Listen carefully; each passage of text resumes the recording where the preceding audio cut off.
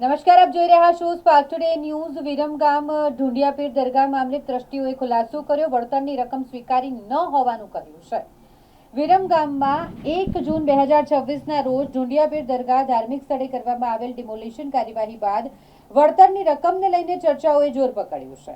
Demolition દરમિયાન વિરમગામના પ્રાંત અધિકારી વિરેન્દ્ર દેસાઈ દ્વારા મીડિયાને આપવામાં આવેલા નિવેદનમાં જણાવવામાં આવ્યું કે સંબંધિત જમીનનું સંપાદન કરી તેના બદલામાં યોગ્ય વળતર ચૂકવવામાં આવ્યું છે।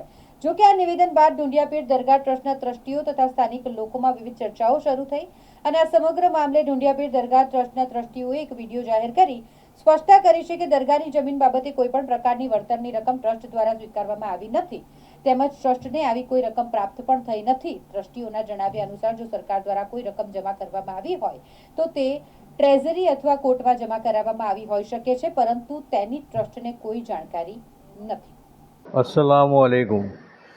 બાદ સલામના આપ સૌને જાણ કરવામાં આવે છે કે આજે અમે સોશિયલ મીડિયાના માધ્યમથી જોયું અને સાંભળ્યું કે ઢુંડિયાપીર ટ્રસ્ટની આજે જે મિલકત ડિમોલિશન કરવામાં આવી તેમાં સરકારે અમોને એટલે કે ઢુંડિયાપીર ટ્રસ્ટને ₹62 લાખ ચૂકવેલ છે, પરંતુ હકીકતમાં આ નાણાં ઢુંડિયાપીર ટ્રસ્ટે ક્યારેય સરકાર પાસે માંગ્યા નથી કે સ્વીકાર્યા નથી। કદાચ આ રકમ સરકારશ્રીએ કોર્ટ અથવા ટ્રેઝરીમાં જમા કરાવેલ હોઈ શકે તેની અમોને જાણ નથી।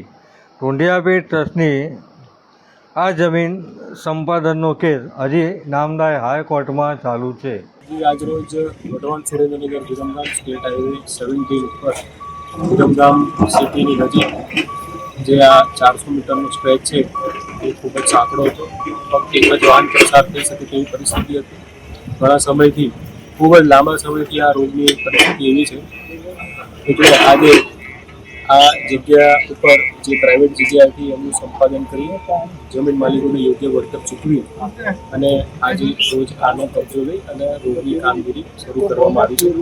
આ જગ્યા ઉપર 3 દરગાહ હતી અને કબ્રસ્તાનના અમુક સ્ટ્રક્ચર્સ હતા, જેને આજે દૂર કરી અમે શાંતિપૂર્ણ માહોલમાં